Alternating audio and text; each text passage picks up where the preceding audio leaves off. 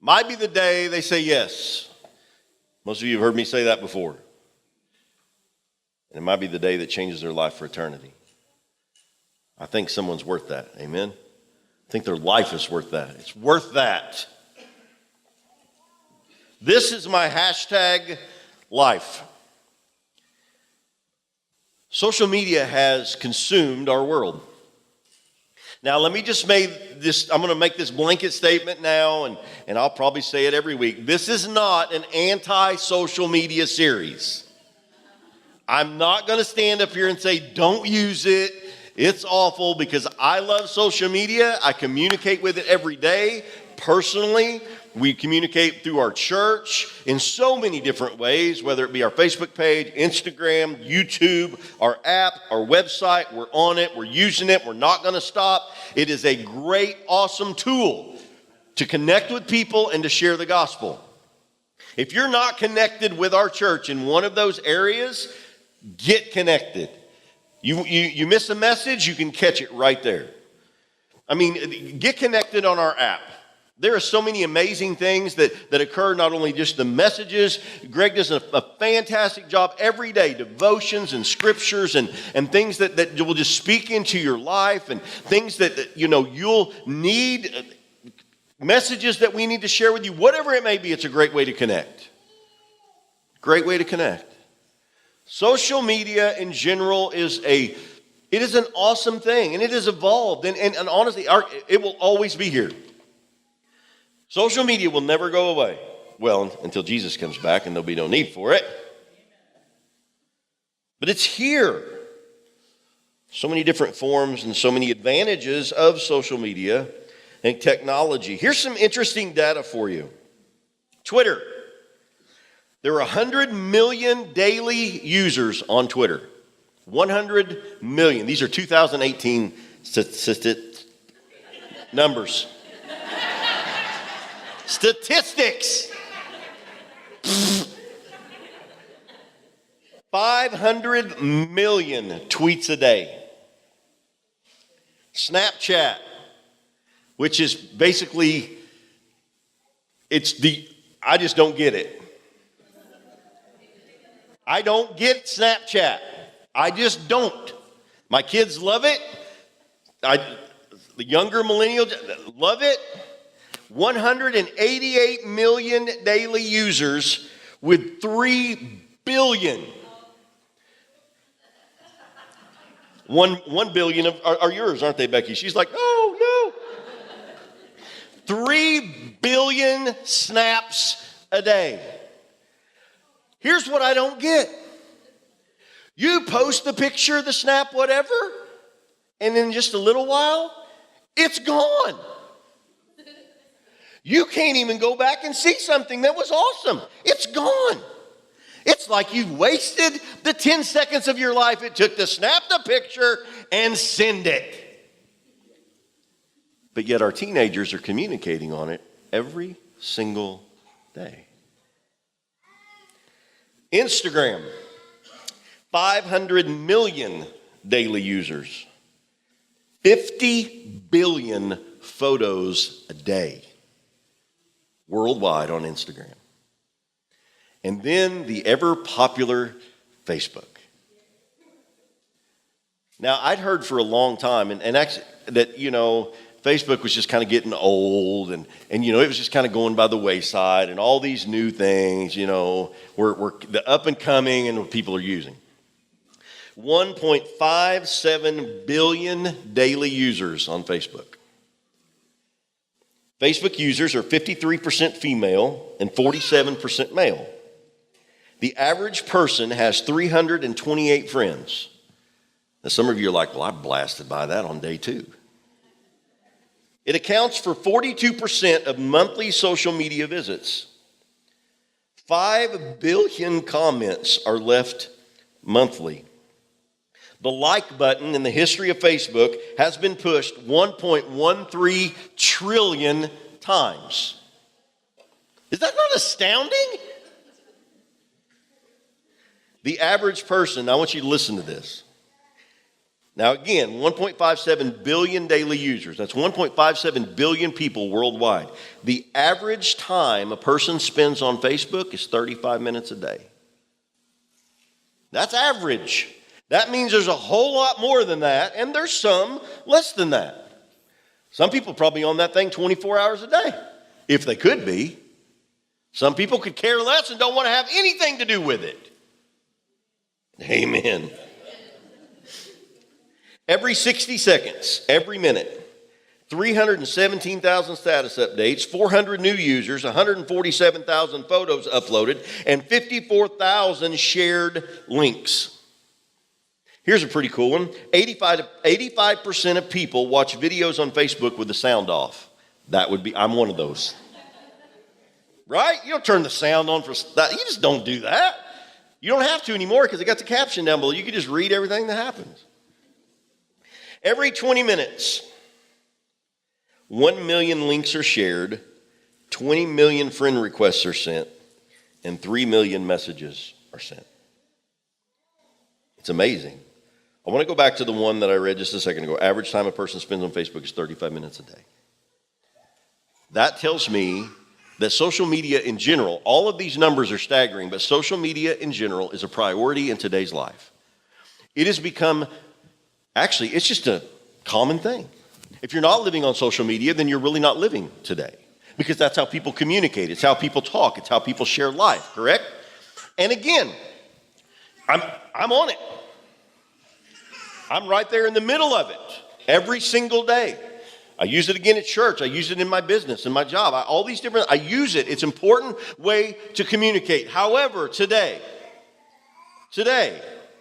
and really for this entire series, but specifically today, I'm about to tell you that if you do it too much and you're consumed with it too much, it can actually hurt your relationships. It can rob you of some very important and special moments in your life. It can. Now again, this is not the anti-social media, and Pastor Ron is not preaching to get off Facebook and get off social media and just shut that off. That's not what I'm doing. But I am going to challenge us. Today I want to talk about specifically relationships. Next week I'm going to talk about just being real. Today's hashtag is Be My Friend. Just hashtag Be My Friend. I would challenge you this week to be intentional while you're on social media. Be intentional with your posts. Think about relationships and friendships. The messages that you send to people, texts that you send to people, IMs that you send, tweets, snaps, whatever it may be. And anytime you get the opportunity, just hashtag it with Be My Friend. Just be my friend. Friendships matter, people. It's a big deal. Real, relevant friendships. Again, next week is hashtag Just Be Real. We're going to talk about how social media can cause us to not be so real. I'll just leave it at that. So today I want to talk to you about relationships. And I'm going to start in John chapter 13. And to give you the context of these verses, when he was speaking this, Jesus had just washed the disciples' feet. Now, some of you are like, man, that's weird. Some of you may never have heard about foot washings. I grew up, I can remember in our church, in First General, we would have foot washings pretty routinely, not all the time. And I remember in the church, there was a room on this side and a room on this side. And the men would go into this room and the women would go over here to this room and you know, foot washing. Talk about encounter. That was one of the most special moments of my life when my son washed my feet. Never forget it. But now think about this in this context. When Jesus is speaking this, he is washing the disciples' feet. Now, you think some people got stinky feet today? That's funny, but I'm being serious. You think about the time and the culture of when this happened. Most of them had no shoes, and if they did, they were just, and they didn't have showers and all these things that get you. I can't even imagine. You just think about the nastiest foot ever and multiply it by 100. And here is Jesus, the Son of God, the Messiah. knelt down, grabbing a hold of these feet and washing them, and cleaning them. To me, it's one of the most humbling things. And those of you that have been a part of foot washings and you have done that, you know that. It is a humbling experience, not only for the one getting their foot washed, but maybe even more so for the one doing the washing. So Jesus is in this moment, and before he speaks what he speaks, and this even makes it more relevant because the couple verses I'm about to share with you, if you think about this in context, he is showing it before he says it. And this is what he says in John chapter 13, verse 34 and 35. He says, "A new command I give you." He says, "Love one another." He says, "A new command I give you." He says, "Love one another." He said, "As I have loved you, so you must," what? Love one another. Love one another. Verse 35 says, "By this Jesus said, everyone will know that you are my disciples if you" what? Yeah. What I love about this is not just what he said, but to me, the most important part about these scriptures, and really everything in context with what we're talking about today, it's what he didn't say. Because he said, they'll know that you're my disciples. They'll know you're Christians by your love. He didn't say they'll know you are Christians or they'll know you're disciples by going to church. Now, going to church is important, and you should be in church every single Sunday, or at least as many Sundays as you possibly can. But that's not how as important as church is, that's not what Jesus said. He did not say that people will know that you are Christians or they'll know you're my disciples by how much you go to church. He didn't say that they'll know that you're my disciples by your theology. He didn't say that. He didn't say by how much you knew, how much you understood, how many scriptures that you memorized, and every single one of those things are vitally important for our personal relationship and walk with God. Not at all diminishing those, but he said they'll know you're a Christian, they'll know you're a disciple by how you love people. By how you love people. He didn't say they'll know you are my disciples if you have a bumper sticker on the back of your car. Quite honestly, maybe some of you probably shouldn't because of the way you drive. That would be me. I just have to confess. You know, I just tell this story. You know, you guys know how it just irritates me when people get in the left lane and they drive slow. Confession. So I'm going to work, I think it was Friday morning, and I'm over in the left-hand lane, and to be honest with you, I'm thinking, a lot of different things going on, and I'm thinking, I'm praying, I'm thinking about this message, all this stuff, and I'm just kind of zoned out in the left lane. And I happen to look down, and normally I set my cruise, I'm better at setting my cruise than I used to be, but normally it's set a little bit quicker. I looked down and I was running 66 miles an hour. And I always look in my rearview mirror. I do, because I want to see the cars that are coming. If I'm in the wrong lane, I want to get over because it just drives me nuts. Well, as I look down and I look back in my rearview mirror, having that moment, I didn't see anybody. But then I turned and glanced, and to my right in the other lane was this gentleman in this pretty nice car. And he was telling me that I was the number one guy.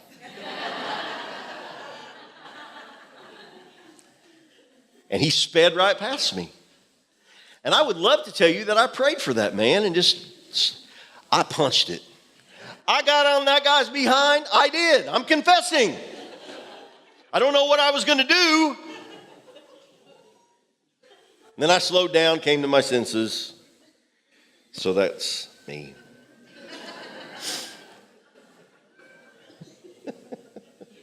They're going to know we're disciples by how we love each other. With the sacrificial love of Jesus inside of our hearts, showing that, living that. So let's ask a question. How is technology changing our relationships? How is technology changing our relationships? We know that it's helping in a lot of different ways. We get to connect with family members and friends that we don't get to see every day, right? That's a big deal. It's a big deal. My grandmother that lives in Arkansas, she basically knows how to turn her tablet on, push on the Facebook icon, and the only thing there is her family. So that's all she sees. She can like when my Mimi gets on Facebook, because every picture she only does it about once a month, but then your notification box is just blown up by my Mimi liking every single picture and post. So, but it's a great way to stay connected, and so that is a big deal. There's also unintended negative consequences. We're going to talk a little bit about that today, a lot of different ways. But I want to talk about really three big issues just really quick that really impact what we're talking about today. The first thing is the term friend. The term friend. That term is evolving. It's ever evolving. I can remember, and many of you can too, years and years ago, if you talked about a friend, it was somebody that you shared life with. It's somebody that you hung out with. It's somebody that you went to their house. They came to your house. And I mean, it was that you were with each other all the time. You might, cruise the square on a Friday and Saturday night, or, you spent face-to-face time. Your friends are the ones that you spent time with. But today, a friend can mean somebody that has liked your social media page, that follows you, that you never say 5 words to face-to-face, you never even see face-to-face. Some of them you don't even know. There are a lot of people, and maybe some of them are you, that accept people's friends requests that you don't even know, so you can say you have this many friends. People do that. Now, I joke about it, but there's reality to that. And the reality is so they can say that they have friends. The whole term friend has evolved so much. Again, the average Facebook user has 328 friends, but the average American says they only have 2 very close friends. And there's a lot, you'd be surprised, there's a large number that say they have none. They have 0 close friends. They have 0 people that they interact with personally on a day-to-day or even a week-long basis. This is real, people. The tension is real. People say, I've got 328 friends, when in reality, they say they don't really have any. So we could argue all day that we have a lot of online interactivity, yet very limited personal intimacy. So the term friend is evolving. And how will people know that we're disciples? How will people know that we're disciples? Okay. The second thing, and this is really interesting to me, is that we're becoming addicted to immediate affirmation. Today's culture and society is becoming addicted to immediate affirmation. In other words, if I'm feeling lonely and I want a little affirmation, I can take a selfie real quick.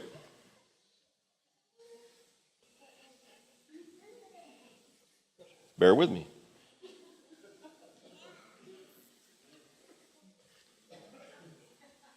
Oh, got to turn it around.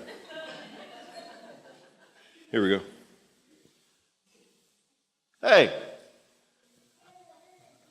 Smile. Great.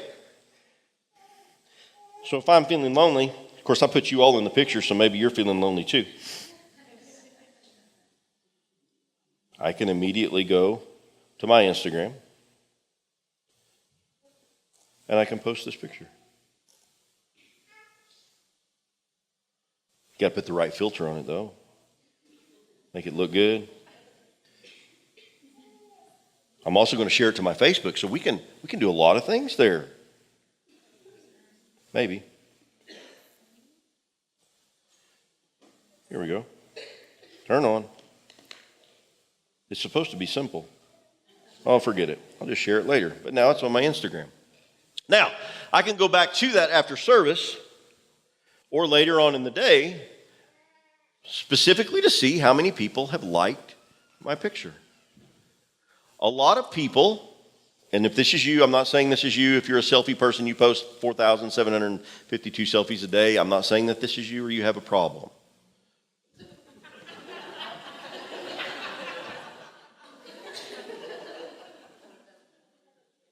But for some people, when they look at that picture that they posted, it means something when someone likes it. Because in a weird, crazy sort of way, they like me. That person that has no personal interaction with people, when they see that like, I'm surprised nobody's went and found that yet. Maybe nobody likes me. But if I come back a minute later, I would have some likes. I may even have a comment. I could get some immediate feedback. We're becoming addicted to this immediate feedback. In fact, scientists will tell you that it's because of this release of this chemical in our brain called dopamine. Dopamine makes us feel good.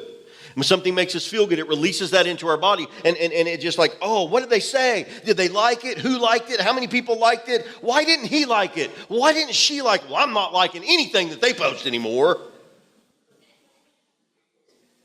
How do people know that we're disciples of Christ? How do people know? There we go. We're going to get it pretty quick. And what this is doing, it's like meeting a short-term need, but we're deferring a longer-term and deeper need. It's like it's meeting this need for that immediate affirmation, that immediate acceptance, that immediate like. But honestly, can I just be real? We get sucked into that lifestyle, and all of us desire a long-term, personal, face-to-face relationship. How do I know that? Because God created us, and we were created in the image of God. And God desires that relationship with you and me. It's a big deal. We're living for likes, but we're longing for love. Write that down. We're living for likes, but we're longing for love. So how's technology changing relationships? The term friends is evolving. We're becoming addicted to immediate affirmation. And number 3, we have the power to do friendship on our terms. We have the power to do friendships on our own terms. In other words, if Adam sends me a text right now, it's up to me whether or not I respond to it, look at it. It's up to me whether I just kind of push it off and not deal with it. If Wade sends me a picture, it's up to me whether or not I like that picture, whether I just discard that picture. I have the power to determine if it's like-worthy or not. There's power in that like button. Is it worth the double tap? Is it worth a heart? See, just liking something's one thing, but is it worth the heart? I'm complete and total control. So much has changed. Once a person said this, and I don't know who it was, I don't have a clue, I just found this I found it on social media. The more I use social media, the more I crave personal interaction. The more I use social media, the more I crave personal interaction. Why? Because we were created that way. Another person said this, I feel more connected than ever before, and yet I feel more alone. I feel more connected to other people more than ever before, but yet I feel so alone. It's almost like we're out of control.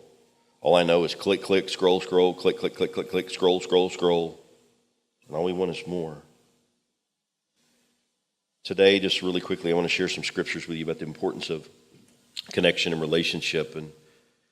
And really, this is more than a social media message, because I know a lot of you probably don't use social media very much at all. Maybe some of you none at all. This is a message about relationships. This is a message about priorities. This is a message about realizing who's important, what's important in our life as it pertains to relationships. So I want to talk to you about this today. In Hebrews chapter 10, verses 24 and 25, the writer says this, let us think of ways to motivate one another to acts of love and good works. Wouldn't it be amazing, just really quickly, wouldn't it be amazing to get together with other followers of Jesus and say, hey, how can we be so aggressive in the way that we show love that people like? Because today, let me go back to read that. Let us think of ways to motivate one another to acts of love and good works. Show me how much we're seeing that today. You go home and open your social media page right now, for all I care. And you start thumbing through it. And you start picking the positive things versus the negative things. Especially right now in the middle of the election time. Really? I'm not going to get on a political soapbox, but holy cow. Got to love people. Oh, I can't stand them. It's reality. By the way, vote. It's your right. I don't care which way you vote. Just go vote. You've been given the right. Use it. Use it. I'm done with that. He goes on to say this because he said, and he goes on to say, and let us not neglect our meeting together, Let us not neglect face-to-face interaction. Let us not neglect real face-to-face relationships, as some people do. But encourage one another as the days draw near. Let us not neglect our meeting together. Some of us need to rediscover the power of practicing presence and being together with people. It matters. It matters. In fact, Jesus said in Matthew 18:20, he says, wherever 2 or 3 are gathered in my name, there I am in the midst. 2 or 3 people gathered together, face to face, personally, together, in the same room, right here, just like us. Jesus is right here. Right here, in the middle of this big, huge group of relationships right here. He's right in the middle of it. Why? Because he wants to be. He understands the importance of relationships. Now, does this mean we can't experience his presence alone? Absolutely not. There are times when you need to get away and you need to be alone and you need to experience that one-on-one time with God. We're to love God with everything that we have. But it doesn't stop there, because we know that Jesus said that, he said, I'm giving you a new command, which is the second greatest commandment, to love others, right? To love others. But to do that, we've got to be relational. There's just something special, something powerful when we come together with other believers and seek God in prayer.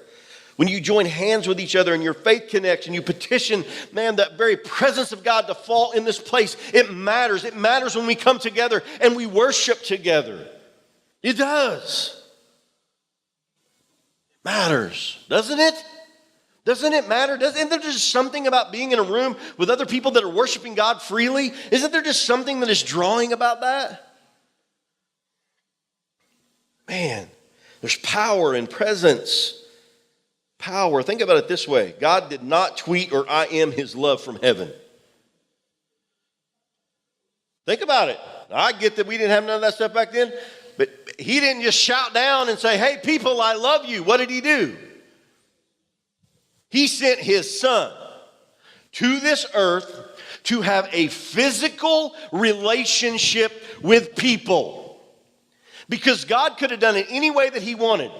You read in the Old Testament where God spoke, people actually audibly heard the voice of God. God could have spoken in that moment and say, hey kids, you're messing up. I love you. He could have said anything that he wanted to say, but yet he sent his son to have a physical, personal, face-to-face, contact-to-contact relationship with people.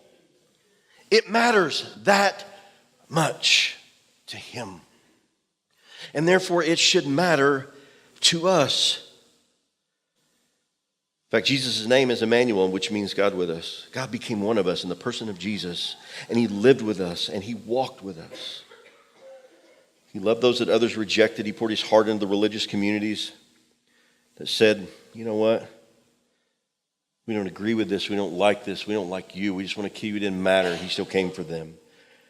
He ate with, dined with, fellowshiped with tax collectors and sinners and prostitutes. He chose to love people that were deemed unlovable by many. So what I want to do today is get very practical, just really quickly, just very practical. 2 things, simply and quickly, that I promise you will help. And I hope that we recognize and realize, again, don't get rid of social media, use it. Just recognize when it could be potentially becoming a problem. A couple things. First thing is this. I want to encourage you to be present with one another. Be present in people's lives. More than just from this, be present. Face to face, right there, interacting. Be present with one another. Paul said this in Romans 12:9. He said, don't just pretend to love others. Don't just pretend to love others. Don't just make it a game. Don't just, by the way, can I just say this? I'll probably say this again in a minute, but can I just say this? If someone asks you to pray and you get something on social media and somebody posts something, I think sometimes we get caught up in the realm of just saying, I'll be praying for you, and then we never pray. That becomes the prayer. If you're going to say you're going to pray for somebody, you pray for them. habit that I've gotten into, and this is just something, it's a habit that I do the very best I can to stick to it. If somebody posts something like that or they need something, I will pray for them before I ever post that I pray. I'll stop what I'm doing in that moment and I will pray right there. So you can, if I've said I'm praying, that means I prayed. Before you ever type it. Now listen, you need to type it. Let them know that you're praying, that you just pray. Make it real. Don't pretend to love others. But he goes on to say, love each other with genuine affection and take delight in honoring each other. When God's people are in need, be ready to help them. Personal interaction. Be present. Love people. Really love them. Love them.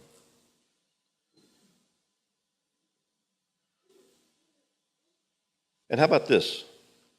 You know something else that these little devices do that are really, really cool?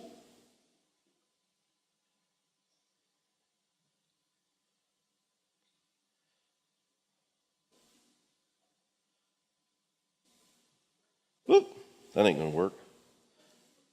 Don't you just love it when technology doesn't work the way that you want it to work? Hey! You know, they text and they tweet and they send emails and they do all of these different things. And my wife's not even here to answer her phone. She's really not because I'm calling her. You can still make a phone call with these things. You can physically, verbally talk to somebody. You can. It's amazing. Here's something else. Let's get really, really crazy out there. Yeah, text and tweet and all that stuff's amazing. Picking up the phone works great. But if you really want to get crazy, go see them.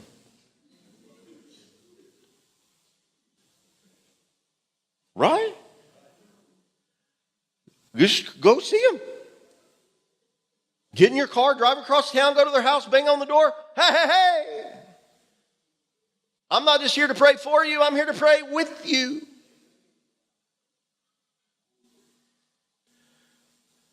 See, I grew up in a non-hashtag world. We didn't have that. Yeah, it was a number sign. That's what we were talking about before service. It was a number sign, and we learned it in Mrs. Bristol's typing class on the typewriter.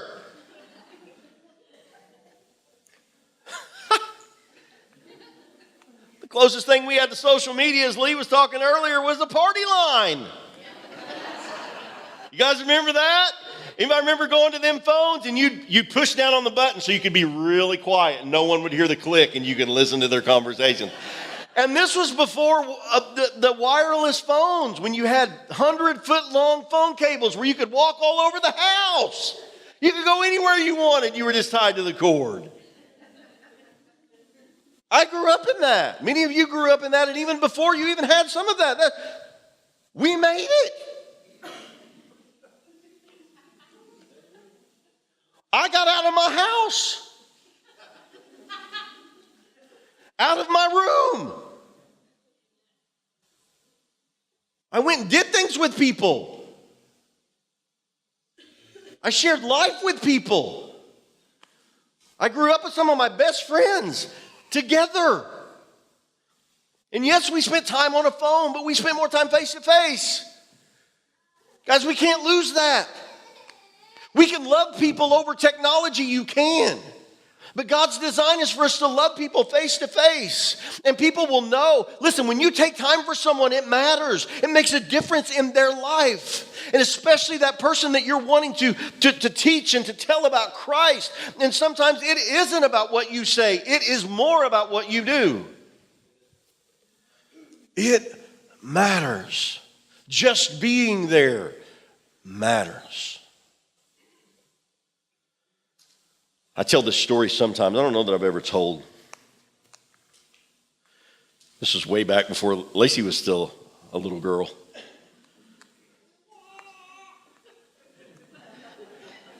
It's really not about her, it's about her daddy. Back when Roldan, he was the sheriff of Douglas County, and he didn't like me very much, and I didn't like him very much. But that's because I was doing things that I shouldn't have been doing. And to this day, the worst rear chewing I have ever received was from her daddy, long before we were ever husband and wife. And boy, he gave me a good one. I'll never forget it. In fact, I can still remember a lot of the words, but I can't share them in church. But he spoke them with love. The day my sister died, the first person I saw in my house when I walked in was Roldan Turner. He was sitting in my daddy's chair. I'll never forget it. He didn't speak one word to me. He just looked at me with different eyes than standing on that sidewalk. I'll never forget it. Just his presence. I still went on to do some things that I shouldn't have done, and he didn't like me doing. But in one instantaneous moment, respect was created. And today I get to call that man my father-in-law. How ironic is that? Your presence matters. It matters. It matters. Man, some of you right now, you're longing for something more. Relationships matter. Put yourself out there. Is it messy? Sometimes. Is it hard? Yes. Will you get hurt? Most definitely. But you'll miss something. Miss something to receive, but most importantly, miss something to give. My second thing, number 2, and the worship team can come up really quick. The first one's to be present with those around you. Number 2, be engaged. Be engaged. Don't just be physically present. Be emotionally connected. Completely engaged with the people. 1 Peter 4:8 says, most important of all, continue to show deep love for one another. Showing is not a saying thing, that is a doing thing. Showing is a doing thing. It is actually showing it, living it, being it. It's not just saying I love you. I can tell my wife I love you all day long. And that matters, does it not? But it matters as much or a whole lot more when I show it. By how I treat her, by how I treat our family, by the things that I do around the house, by my responsibilities, by working hard, by taking care. Show it. Be engaged. Show it. Think about this. I guarantee all of you, probably all of you have done it. If you go to a restaurant today, look around, you'll see a family of 4 or 5 all sitting there with a nice meal together. They have this time that's set aside. And what are they doing? Every single one of them.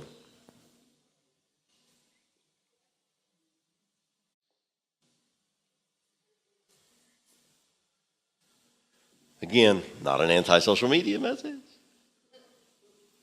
You have time. You have time. What about with your kids? Kids come home from school, you get home from work, sitting on the couch. Hey, Dad. Hey, Dad. Just a minute, I'm almost done.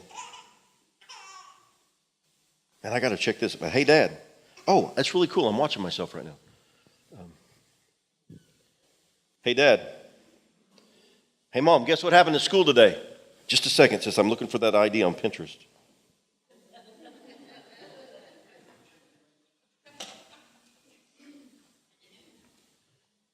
And then by the time you look up from your phone, your kids are gone.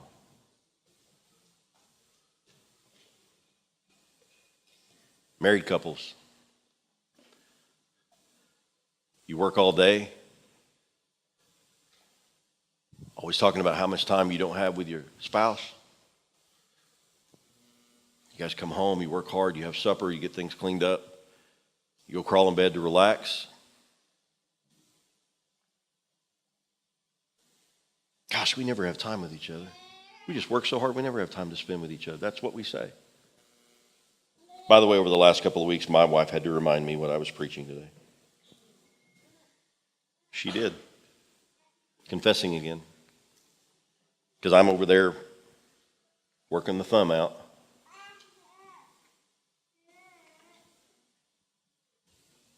Priorities. How will people know we're disciples of Christ? How we love people. Here's the problem. Every time this thing buzzes and whistles and chirps and dings, who's that? Oh, I bet they were liking my picture. I got to go see. I might miss something. Listen to me, at the end of your life, it's not going to matter how many likes that you got.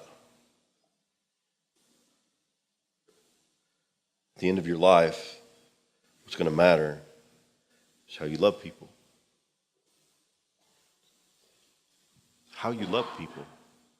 How you love your family. Loved your spouse. Loved your kids. Your friends. And most importantly, how you love God. It matters. It's going to matter how much love you showed. Much more than your words. And I don't know how to apply this for you. I don't have a clue. Maybe your phone goes down at a certain time. Maybe there's no phones during dinner.